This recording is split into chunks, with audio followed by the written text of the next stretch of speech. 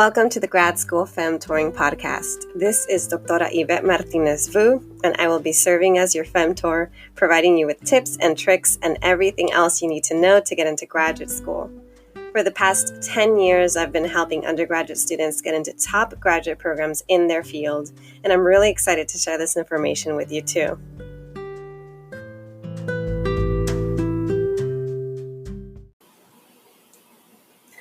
Hi, happy Sunday. Today I am going to be continuing my discussion of the ABCs of grad school. This is part 2. And actually, before I get started, I have a little announcement to make. So I am going to be doing a few things each week just to add to the podcast. The first thing is I'd like to invite co-hosts. So I am right now in search of anybody who would like to come on my podcast and have a conversation with me about grad school, either your experiences in grad school or your questions about grad school. You can be anyone. You can be undergrad, grad student, professor. If you want to have a conversation about preparing for graduate school, if you want to provide advice or if you want to get advice, please reach out to me over email, and I'm happy to add you to my schedule so that we can start incorporating these additional episodes. This means that, yes, I'm going to start to have co-hosts. It's not going to be on a regular basis. These will be bonus episodes. But just anytime that folks are interested and available, I'll do my best to provide these extra episodes for you. Okay, so that's announcement number 1. I also wanted to say that I'm really grateful to the new listeners that I've gained. I recently started an Instagram account. It's at Grad School Femtoring. I started it 2 weeks ago, and I have a little over 100 followers, which is not bad, considering it's, this is a very small home-based project for me, and it's my way of giving back to the community. So for the listener reviews, if you're new, please, I want to remind you, and I know I say this in every episode, but please leave a review, leave a comment, and add your 3, 4, 5 star on iTunes. What I'm going to be doing is each week, I'm going to select one review, one comment to read out loud, and that special person will get a prize. You are going to receive a copy of my CV template, and you can just email me. I will gladly send it to you.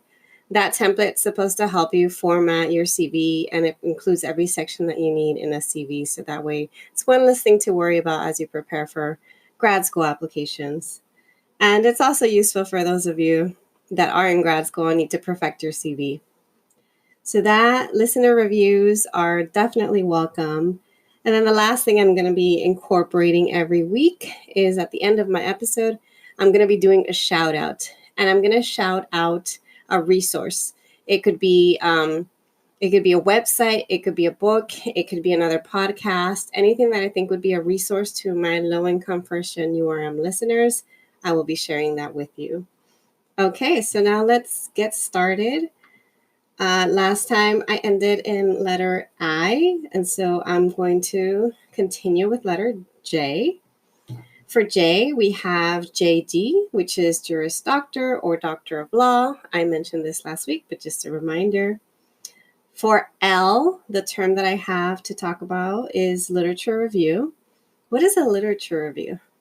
If you're new to research, maybe you haven't written one yet, but you might have heard about it in a class. This is a critical summary of the academic literature related to your research topic. It describes, summarizes, and evaluates this literature as it relates to your research questions.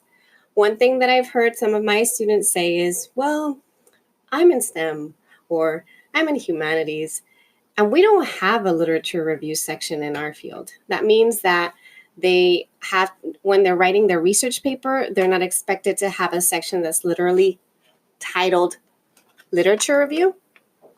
And that doesn't mean that they don't do a literature review. It just means it's incorporated in a different part of the paper. So For those of you that are in the humanities like me or in STEM, most likely your literature review is going to be present in the introduction of your paper. Take a look at papers in your field, start to look at academic journals to find out where you will most often find the literature. And why do you need to do this?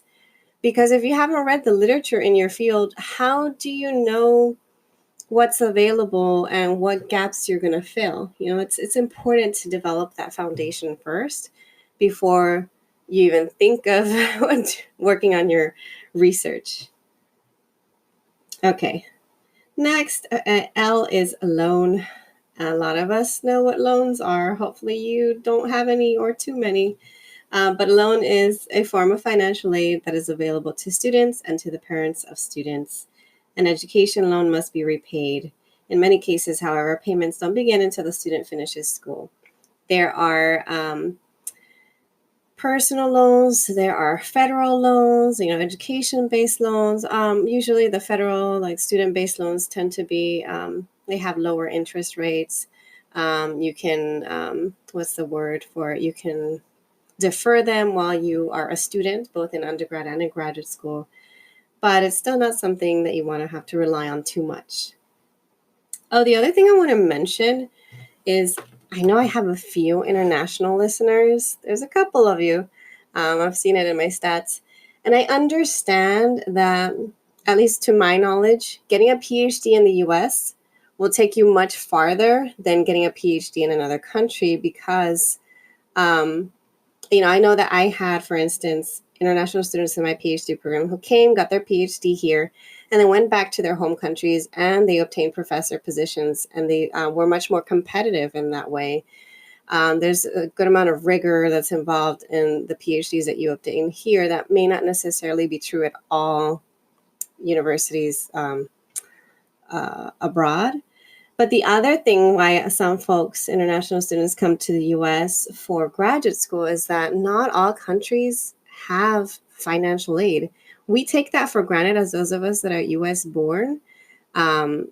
We take for granted that community college will provide you financial aid, for your university will provide you some sort of financial aid in the form of, for those that are need-based students, for those of you that are low-income students. That's not the case everywhere. In fact, I have a student right now who, when he moved here from Japan, he didn't know that in community college that he qualified, or that was even financial aid. He didn't know it existed. He just assumed it, like in Japan, there's no financial aid, that it was the same here. And so he worked really hard and he paid, was like barely making ends meet, didn't have enough money for food, just really struggling financially.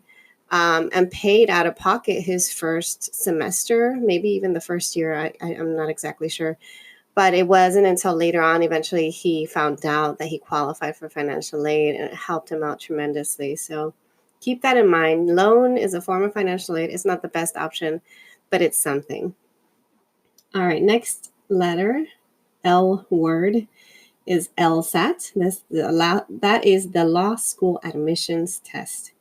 This is another standardized test required for admission to most law schools. Unfortunately, it's another one of those tests that, becomes a big hurdle for low-income students, because if you don't have the funding to take a prep course and to study, it can really affect you, especially with the LSATs. You want to have a really high score, because the higher your score, the more financial aid you'll receive in law school. So you got to take that very seriously.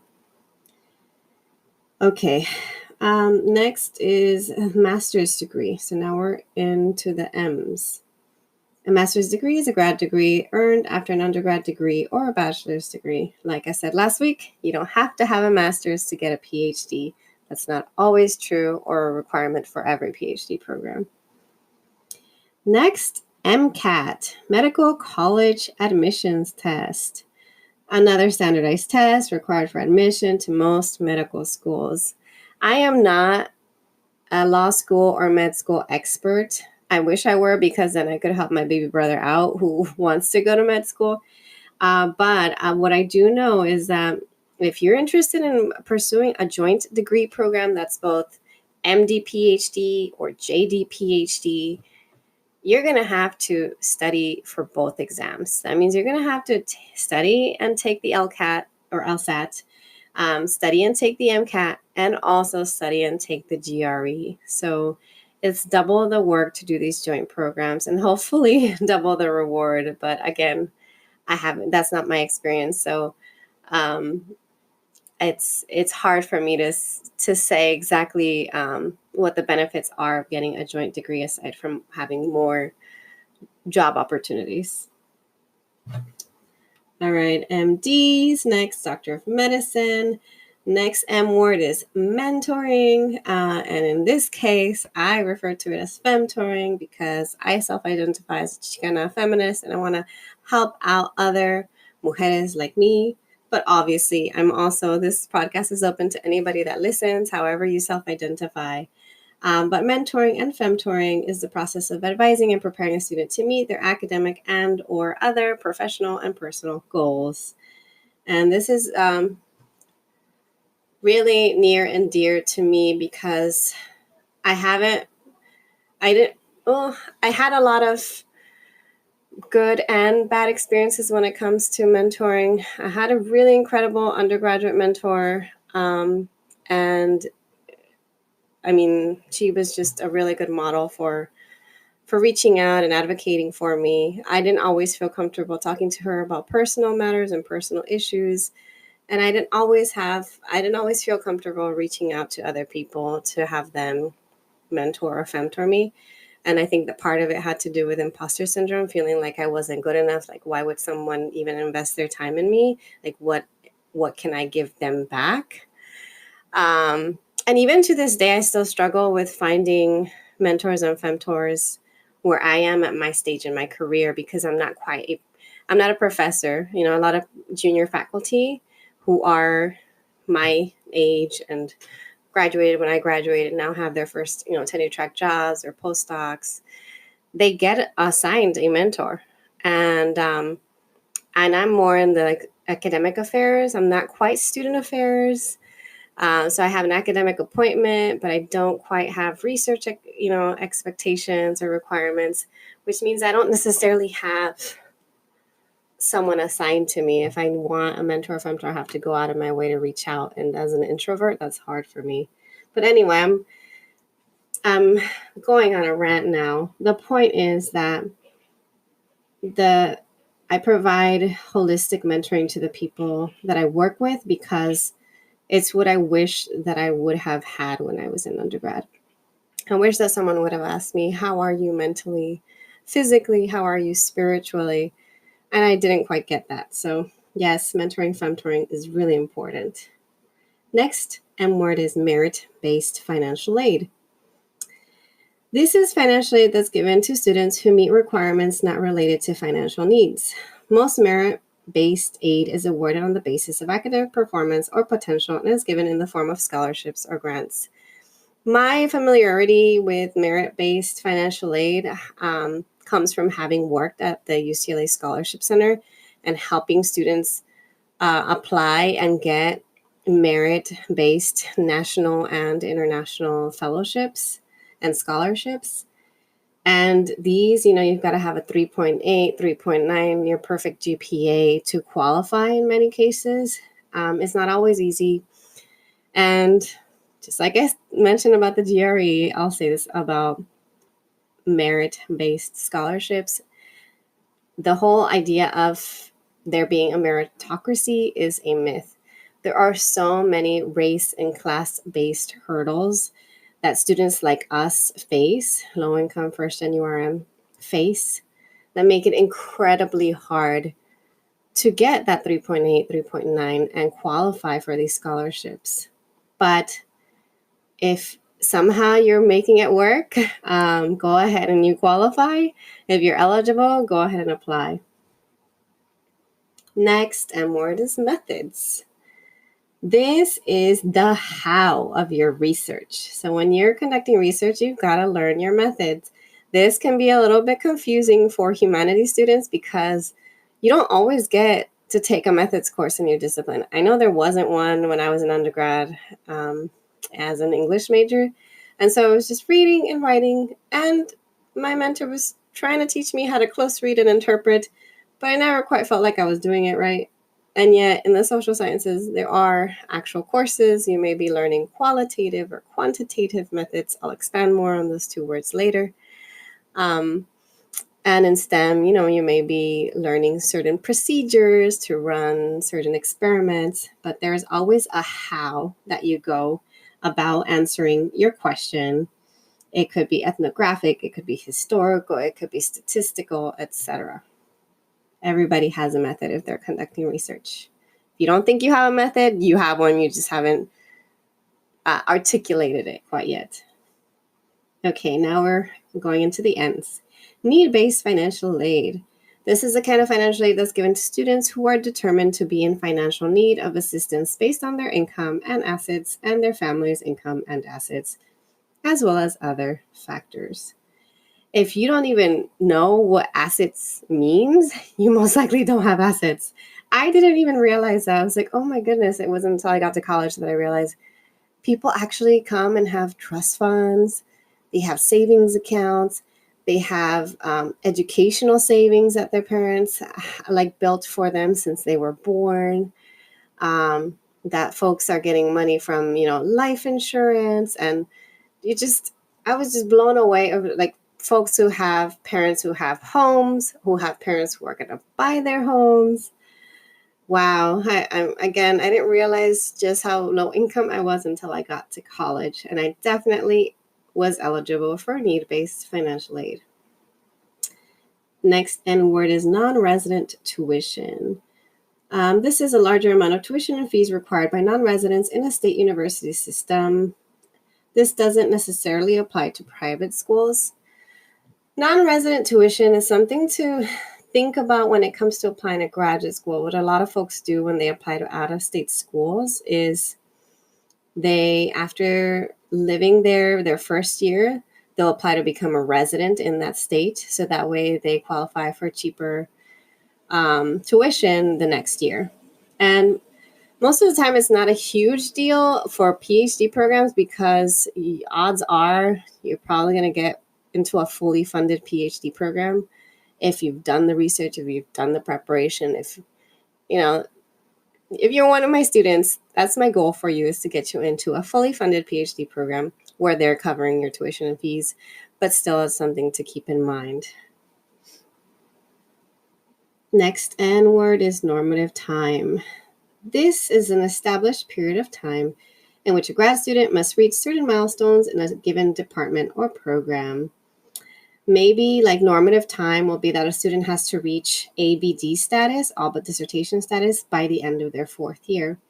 So normative time is useful to think about because if you're talking to grad students or faculty, you're getting invited to a campus visit, there is an expected amount of time for you to complete things. And you want to ask, what's the normative time to graduate? And then you also ask and what is the actual average amount of time it takes for a grad student here to graduate?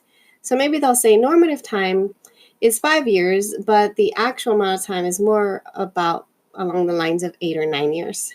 The longer it takes to get a PhD, how do I put it in a nice way?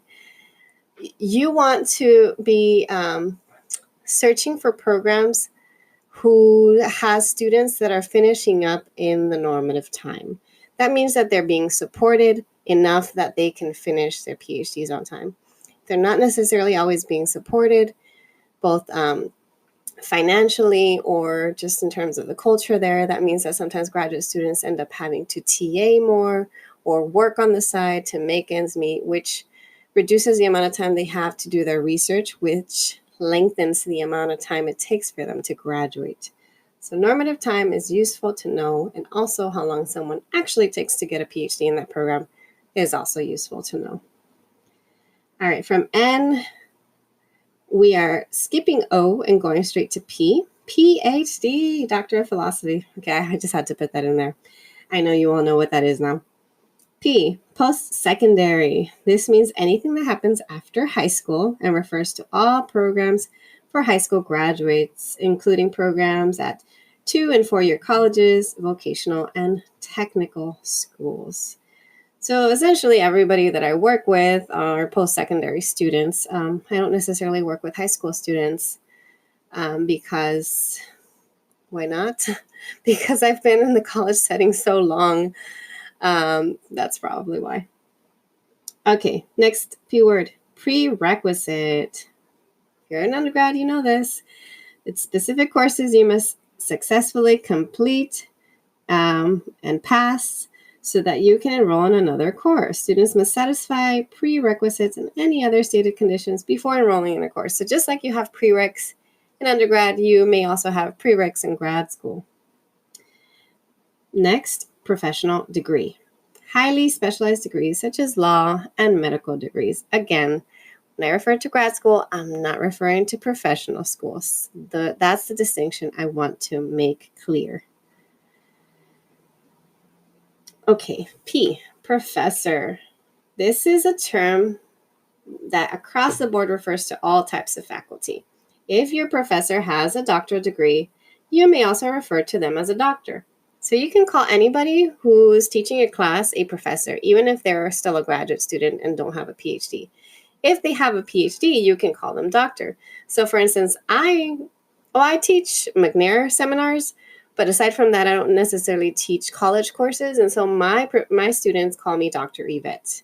That's my preference. You can call me Yvette. You can call me Dr. Yvette. You can call me Dr. Martinez-Vu. You can call me Dr. MV. But most of the time, my students call me Yvette or Dr. Yvette. Okay. P, proposal. This refers to a document outlining a proposed research project. This includes a statement of the problem that you're trying to address, your literature review, discussion of methods that you're going to use, the potential limitations of the project. You may need to write a proposal for a thesis, for master's thesis, undergrad thesis, for a dissertation, or for a funding opportunity. I wrote a proposal when I applied to grants and fellowships in grad school. There was a proposal required for the Ford Fellowship. I had to write a prospectus, which is a proposal for my dissertation. And so proposals, you're going to be writing them from here on out if you're starting to do research and interested in grad school. All right, prospective student. Separate from the incoming student that I mentioned last time. Incoming students are students who have been admitted and going to start going to that school or program. Prospective students is someone who is considering applying or waiting on potential admission to a university or college. Most of my listeners, you're all trying to learn about grad school and how to apply. You're all prospective students at whatever universities you have listed in your grad school list. P, Sci D. PSID. That's Doctor of Philosophy. I mentioned it earlier. I want to make sure I get all my doctorates in. All right, now Q, qualitative. I mentioned methods earlier and that you could have qualitative or quantitative methods. I used to actually get these confused in undergrad, and I used to be so ashamed of it because I didn't use these. These weren't like part of my daily jargon or daily it wasn't like part of my language. So qualitative refers to conducting research and analyzing language, behavior. You're analyzing data from interviews, surveys, or participant observation. Quantitative data are ways of conducting research that analyze numerical data using statistical methods. R, research assistant. This is a paid position for graduate students that requires aiding a faculty member on their research project. Research assistants often also get a stipend and get their tuition and fees paid. So if you get a financial package for a PhD program, odds are you're probably going to get TA-ships and RA-ships, research assistantships, and also maybe a couple of years of where you're on fellowship and you don't have to TA or RA, you can just work on your research. Okay, now let's talk about research universities. So sometimes I tell my students, what PhD granting programs want you to say when you apply to grad school is that Your long-term goal is to become a tenure track professor at an R1 institute where you can continue to produce research and teach and mentor, etc. And the whole R1 thing, I didn't quite understand that in undergrad either. So what does R1 refer to? This is a Research 1 university. This is a doctorate granting institution with a very high research activity. UCLA is an R1, UCSB is an R1, and many other universities are R1s. Now, what about the others? There's also research universities that are referred to as R2 universities, Research 2. And these are doctorate granted institutions with high research activity, but not very high compared to the R1s. And so that's why we tell students, you want to be at, the top of the top, a top program in your field, getting a job there.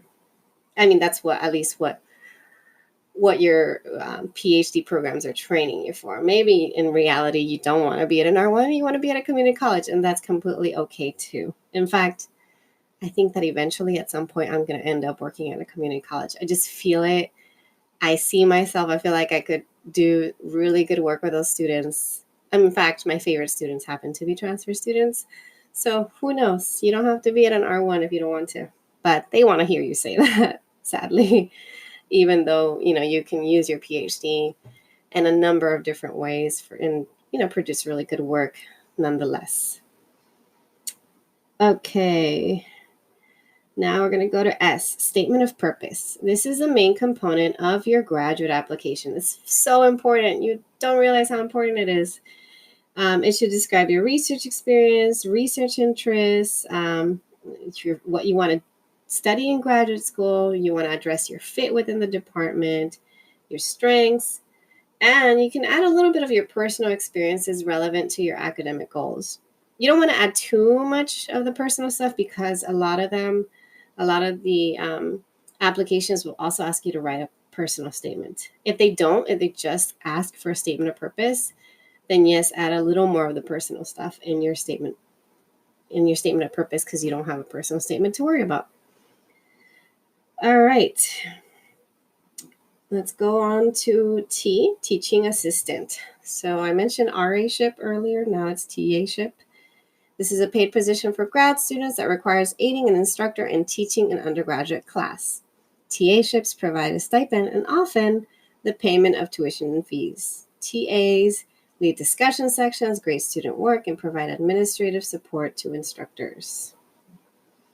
Next T word, this is a really important one, tenure.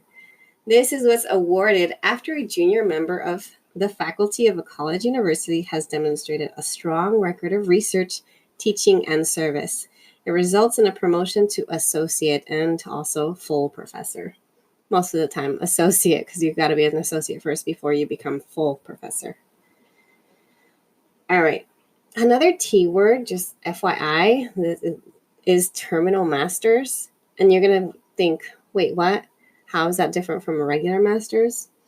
This is a master's degree offered in a department that does not lead to a doctoral degree. So my department didn't provide master's degrees, but it did provide a terminal master's. If you didn't pass your qualifying exams and or at any point decided that you don't want to continue in the program, you were given a certain assignment to complete so that you could walk away with the terminal master's.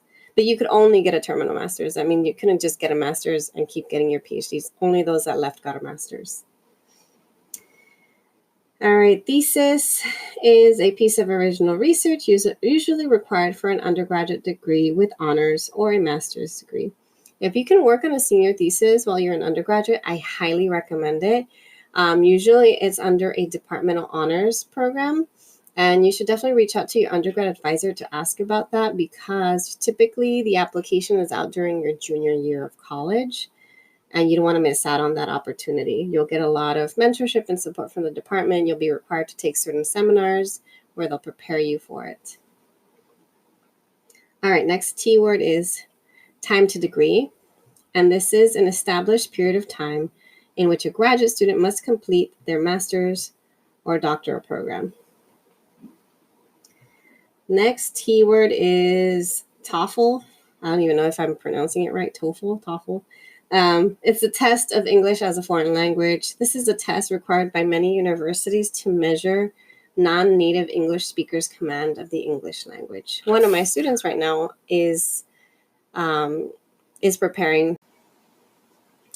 All right, we're getting closer to wrapping up. I actually don't even know what happened. Somehow, after I finished the T words, I lost my recording. It just stopped recording. So I'm just going to keep on going from there. The next word is university. This is an educational institution of higher learning offering degrees and research facilities. And the last word is work-study programs. And these are programs offered by many colleges.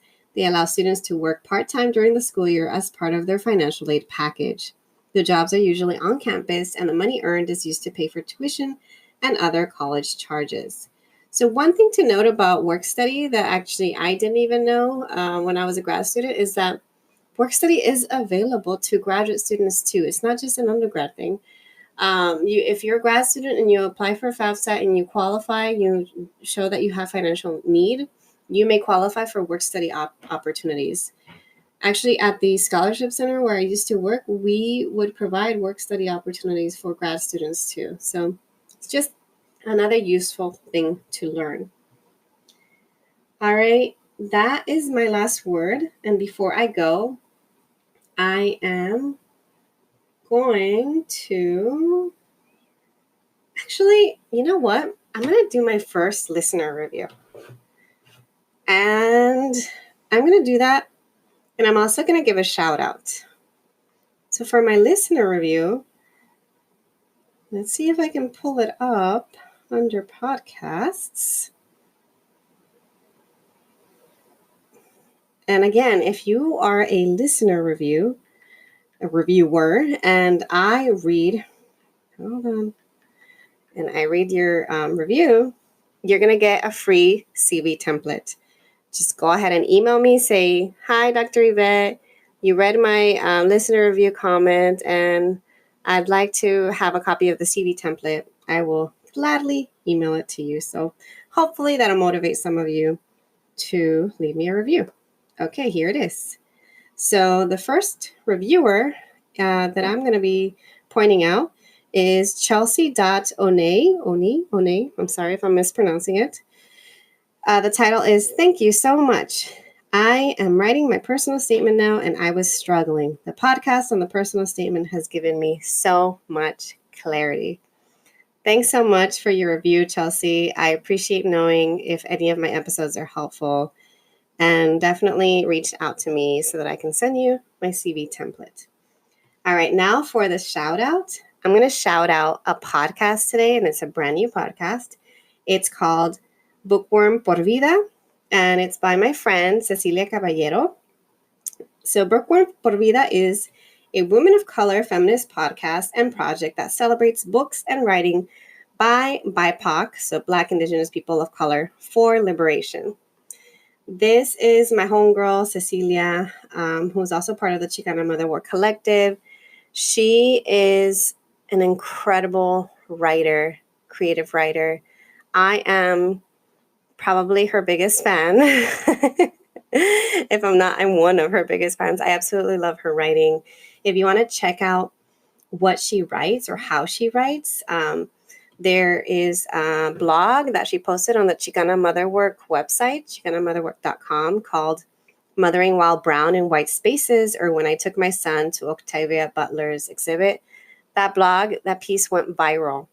And that's only one of like multiple pieces that she has published and will be working on publishing soon. So definitely check her out, because I definitely look up to her when it comes to any kind of recommendations for parenting books, novels by people of color, just anything related to reading and writing. She is a great resource. So definitely check out Bookworm por Vida. She doesn't have an episode out yet, at least not that I know of, but you can follow this podcast by going to Instagram. The handle is bookworm_por vida, PORVIDA. and she'll let you know when the first episode is up on there. All right, so I think that's all I have for today. I did my listener review and my shout out, and I want to remind you, if you want to be a co-host, you can be anybody and still co-host with me. Send me an email. I'm happy to coordinate and find a time for us to record an episode. Thanks so much for tuning in, and I will talk to you all next time.